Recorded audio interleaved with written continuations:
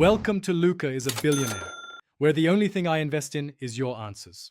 You start by securing the trailer and removing any cargo, safety first, then speed.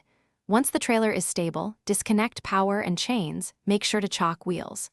Now, expose the board, remove trim pieces and reveal fasteners. Use a socket or screwdriver to loosen bolts while supporting the board with your knee or a second hand. This prevents sudden drops. Take photos as you go so you'll know orientation. Once a few fasteners are out, gently pry the board loose. Don't rip it. Preserve surrounding material. Once the old board is out, clean the mounting surface. Remove rust, dirt, and old sealant so the new board seats evenly. Next, test fit the replacement. Align it using the photos you took and mark any fastener locations. If the material requires, pre-drill holes to prevent splitting. You'll want snug, not forced, fasteners. Apply a thin bead of marine-grade sealant under seams to prevent moisture intrusion. Then, install fasteners loosely, check alignment, and tighten in a crisscross pattern to avoid warping.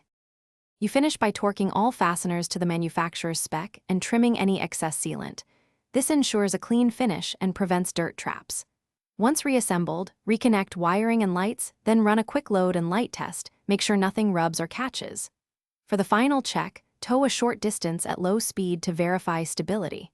If you hear squeaks or notice flex, stop and red-tighten fasteners, add backing plates or shims, and reseal. That single troubleshooting step fixes most late surprises. Thanks for watching and please subscribe. It's the best investment you'll ever make.